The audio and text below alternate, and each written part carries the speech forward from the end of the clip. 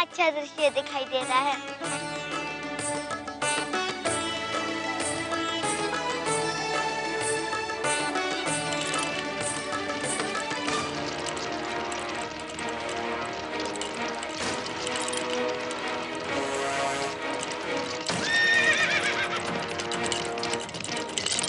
हे सोमनाथ, इतनी विशाल सेना किसकी है? ये तो गजनवी की सेना है।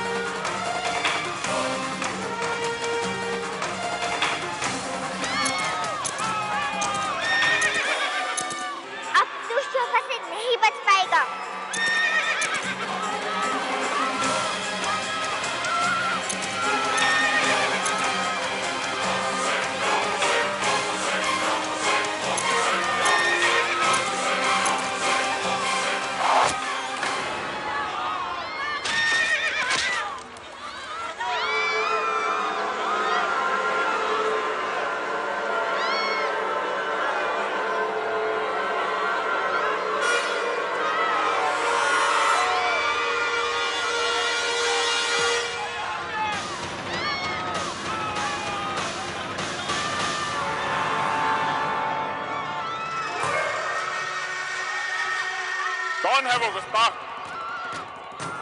उसे इसी वक्त गिरफ्तार करके हमारे हुजूर पेश किया जाए।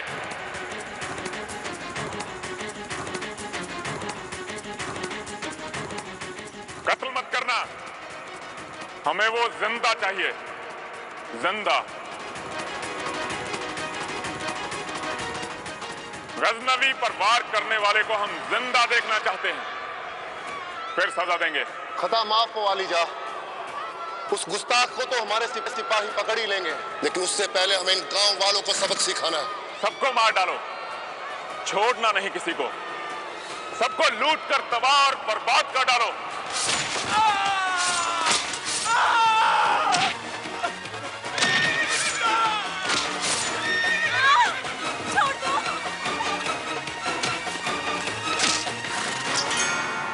हे सोमनाथ, उसके सैनिक हमारी ओर ही आ रहे हैं। अब हम क्या करें? राजकुमार भीमदेव! राजकुमार! आप कहाँ हैं? शीघ्र आइए! हे सोमनाथ, राजकुमार भीमदेव कहाँ चले गए? हमें शीघ्र ही यहाँ से निकलना होगा। जय शोभा! राजकुमारी शोभा! राजकुमारी शोभा! हे सोमनाथ, वो कहाँ चली गई? हम भी कितने मूर्ख हैं। राजकुमारी शोभा को अकेला छोड़ दिया। सारी ओर तो ढूंढ लिया, परंतु कहीं नहीं मिली। लगता है सर्वज्ञ प्रभु के पास गई होंगी। राजकुमारी शोभा!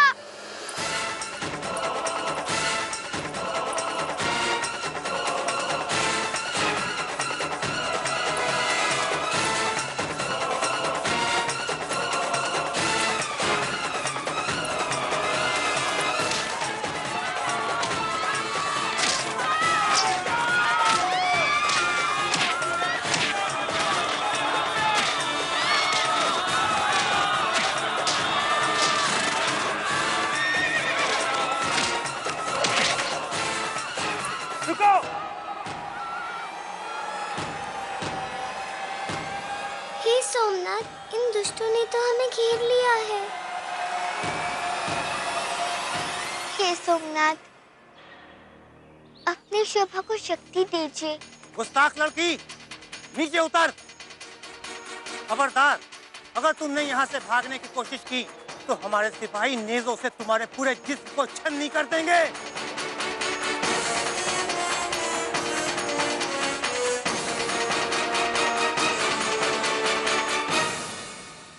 हे सोमनाथ, राजकुमारी शोभा तो यहाँ भी नहीं है। कहाँ चले गए होंगे? लगता है सर्वज्ञ प्रभु को बताना ही होगा। सर्वज्ञ प्रभु, सर्वज्ञ प्रभु, राजकुमारी शोभा पता नहीं कहाँ चली गई। हमने उन्हें हर स्थान पे ढूंढा। आओ मेरे साथ। लड़की बहरी हो गई है क्या? सुनाई नहीं देता?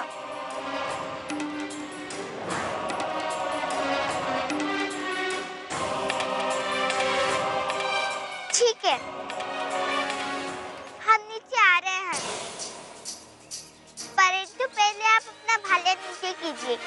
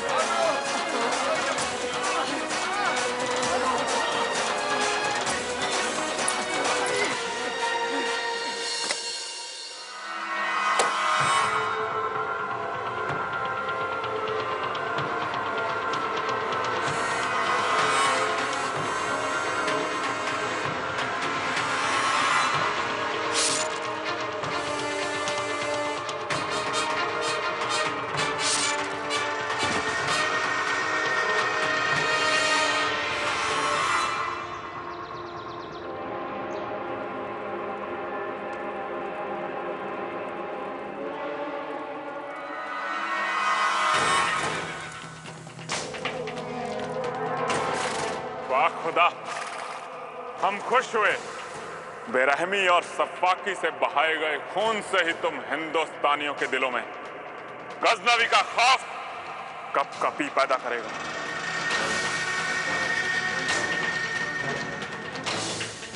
लूट का माल सबाब तो हमने हासिल कर लिया, लेकिन अभी तक हमारे वो सिपाही क्यों नहीं लौटे जो उस गुस्ताख लड़की को गिरफ्तार करने गए थे?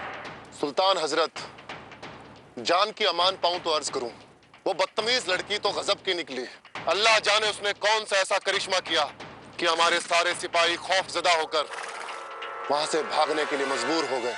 हमारे सिपाहियों को एक सरकश लड़की ने फरार होने पर मजबूर कर दिया। कहां है वो गुस्ताख सिपाही? ये रहे हुजूर। बुज़दिलो, एक नामुराद छोटी सी लड़की को कैद नहीं कर सके। हमें नाकामी और बुज़दिली से सख्त नफरत है। गुस्ताखी माफ हो ले जा। एक छोटे से वाक्य को मसला बनाना मुनासिब नहीं है। हमारी मंजिल वो नन्ही सी शर्कस लड़की नहीं बल्कि मुल्तान है।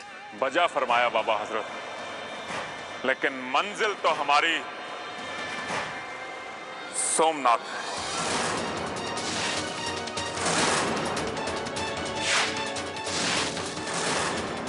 मुल्तान तो महज एक पड़ाव।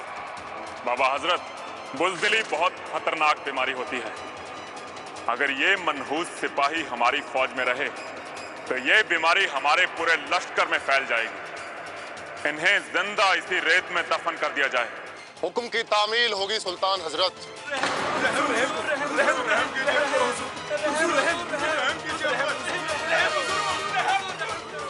लश्कर को मुल्तान के जानिब कूच करने का हुक्म दिया जाए।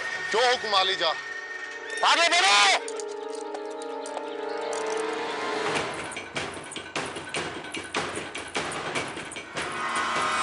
सर्वज्ञ प्रभु, वो हत्यारा, वो सैनिक।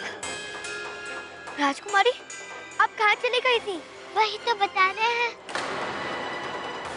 उन्होंने हमें घेर लिया था। किसने? वही हत्यारों के सैनिकों ने।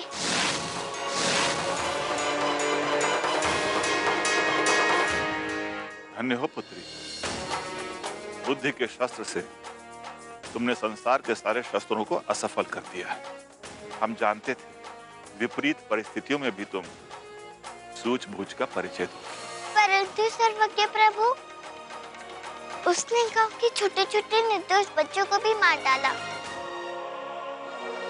पानी पानी पानी पानी पानी पानी पानी, ये लीजिए पानी, ये लीजिए पानी।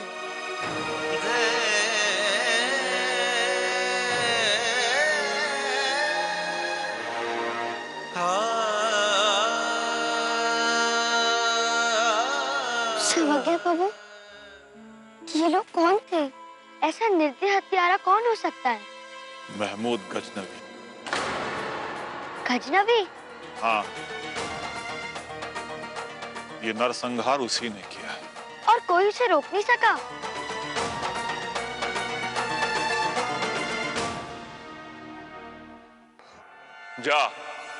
जाकर कहते अपने बदनसीब राजा से कि वो खून रेजी नहीं चाहता, लेकिन हम चाहते हैं। इसलिए बेहतर यही होगा कि वो अपनी चिता खुद सजा ले, क्योंकि मुल्तान में उसे जलाने वाला भी कोई नसीब नहीं होगा।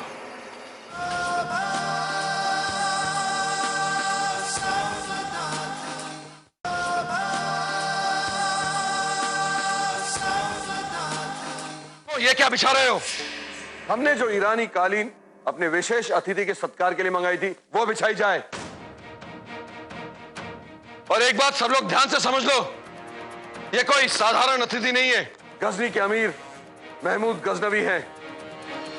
इनके सत्कार में कोई कमी नहीं रहनी चाहिए। महल के द्वार से लेकर इनके शयन कक्ष तक इनके चरणों में फूल ही फूल बिछाए जाएं। चलो।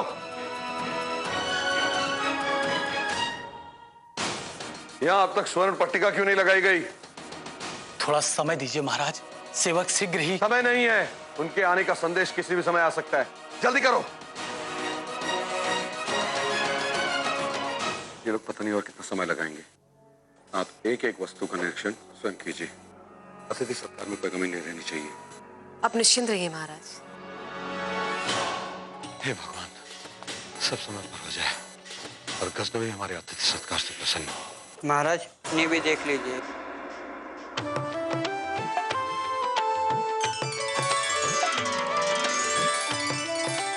इन्हें यहाँ क्यों लाए हो? महाराज अरे मूर्ख, इन्हें महाराज के सामने लाने की क्या आवश्यकता थी? परंतु इनका यहाँ क्या काम? महाराज, गजनी का सुल्तान हरम साथ लेकर चलता है और कभी कभी कुछ कार्य इच्छाओं के विरुद्ध भी करने पड़ते हैं और कूटनीति भी यही है। आपको सुल्तान को ऐसे प्रसन्न करना है कि उनके मन से रक्तपात का विचार भी निकल जाए। महाराज, महाराज, महमूद गजनवी की सेना मुल्तान की सीमा पर पहुंच चुकी है और उनका कारवां आज वहीं विश्राम करेगा और कल हमारे राज्य की ओर कूच करेगा। इसी समय तुम शांति और मित्रता का संदेश लेकर गजनवी के शिविर में जाओ।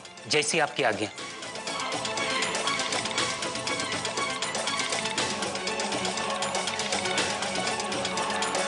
आप सब पर अत्याचार इसलिए हुआ क्योंकि आप अत्याचार सहने के आदी हो गए हैं। तो शू करिए राजकुमारी जी, हम लोग खेती करते हैं और कुदाल फावड़ा चलाते हैं।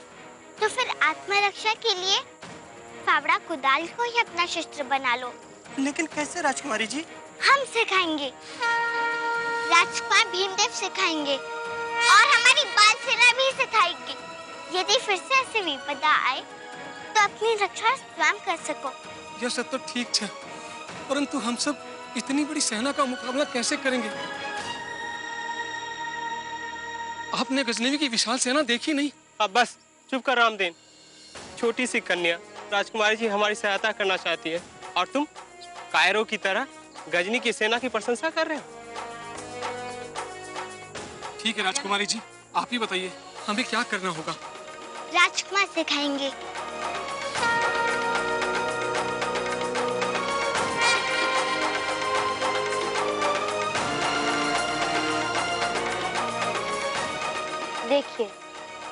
ये धनुष है।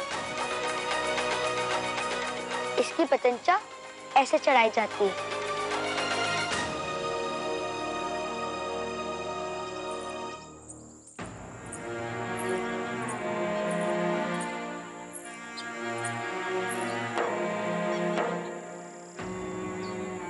क्या बात है पुत्री? अच्छा, तो ये बात है, तुम उन ग्रामवासियों की बातों से विचलित हो गई। हाँ सर्वज्ञ प्रभु, वो सत्य कह रहे थे। बेचारे ग्रामवासी गजनी की विशाल सेना का सामना कैसे कर पाएंगे? यदि उस सत्याग्रह को नहीं रोका गया तो न जाने कितने निर्दोष लोगों का रक्त इसी प्रकार बहता रहेगा। पुत्री, युद्ध में विजय शक्ति से ही नहीं, युक्तियों से भी प्राप्त होती है। इतिहास में ऐसे कई युद्धों का उल्लेख है जहां युद्ध शक्ति के बल पर नहीं बल्कि नीतियों के बल पर जीते गए। आप तो कहते हैं हमें शत्रुओं से हमारे भारत की रक्षा करना है, परंतु हमारे पास ना कोई नीति है और ना शक्ति। नहीं पुत्री, तुम्हारे पास जो है उसका आभास तुम्हें अभी नहीं, समय आने पर स्वयं हो जाएगा। बस नियति के संकेतों को ध्यान से समझने का प्रयत्न करती रहो।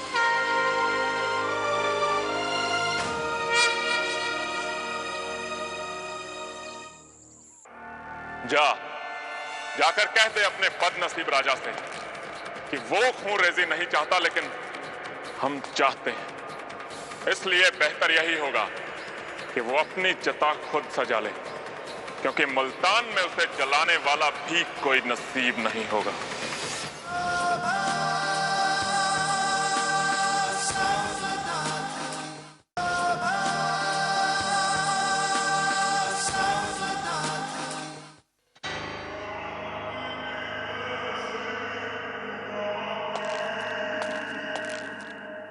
हुक्म वालिजा। उस्मान, ये बताओ कि मुल्तान सरहद की लूटपाट से हमें कितना सोना हासिल हुआ है? मैं अभी तोल कर आया हूं। कुल 1 मन 22 सेर सोना हाथ लगा है।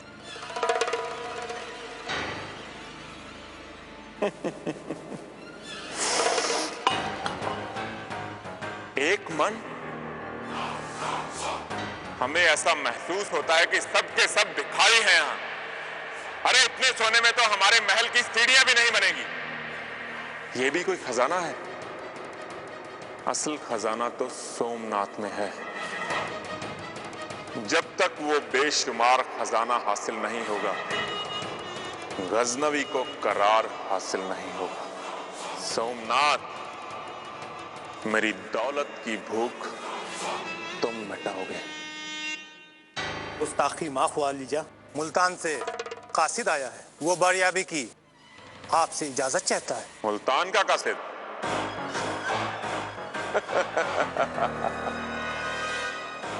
जो कुछ ही दिनों में जहन्नुम जाने वाला हो, उसे तो अपना कासिद भगवान के पास भेजना चाहिए था। खैर, इजाजत है, बुलाओ उसे।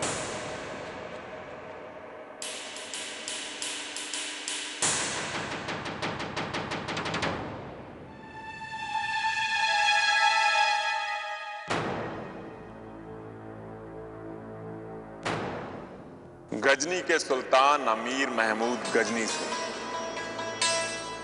मुल्तान नरेश अजयपाल मित्रता का हाथ बढ़ाता है और दोस्ती के रूप में हमारी भेंट स्वीकार करें, क्योंकि हम मुल्तान में रक्तपात नहीं चाहते।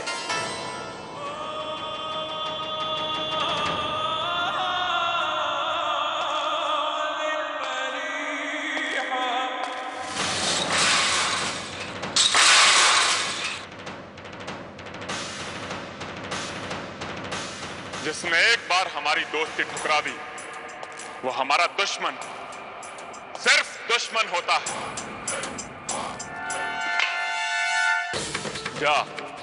जाकर कह दे अपने बदनसीब राजा से कि वो खून रेजी नहीं चाहता, लेकिन हम चाहते हैं। इसलिए बेहतर यही होगा कि वो अपनी चिता खुद सजा ले, क्योंकि मुल्तान में उसे जलाने वाला भी कोई नसीब नहीं होगा।